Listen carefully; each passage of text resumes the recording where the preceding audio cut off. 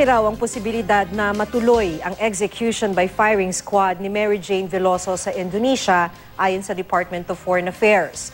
Kasunod yan ang pagbasura ng Korte ng Indonesia sa ikalawang petisyon ng DFA para mapigil ang pagpapatupad ng sentensya kay Veloso.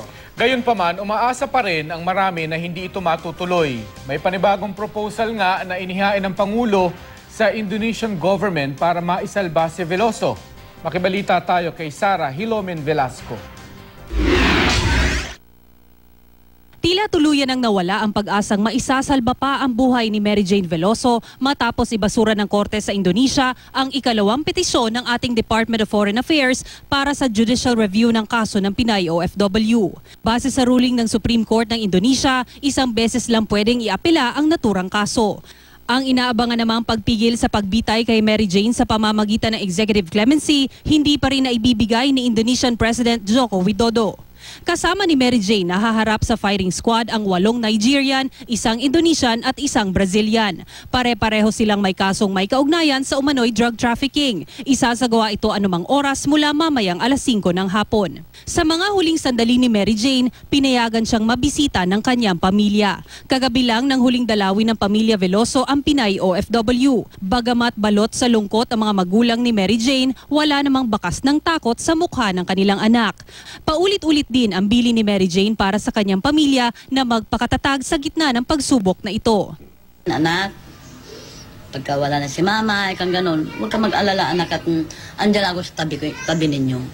Katawan ko lang ang mawawala. Ika. Pero yung isip, puso ni mama, asain mo. Nakabantay. Ito ang tandaan mo.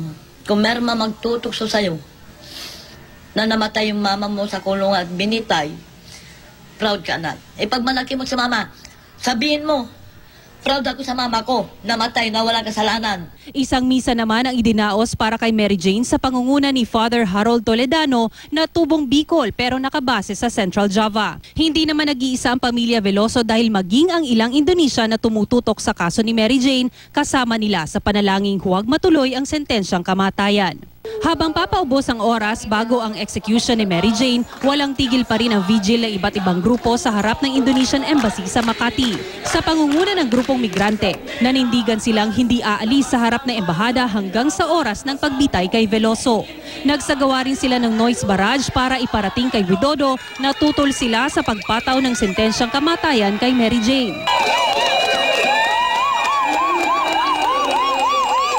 Bukod sa kaso ni Mary Jane, nakikipag-ugnayan ngayon ang NBI sa mga otoridad sa Malaysia para matunton ang isang alias Ike. Siya raw ang itinuturong nagbigay kay Mary Jane ng bag na may lamang heroin. Sa pag-uusap naman ni Pangulong Aquino at Indonesian President Widodo, iminungkahi ni Aquino na gawing testigo si Mary Jane laban sa sindikatong kinabibilangan ni alias Ike.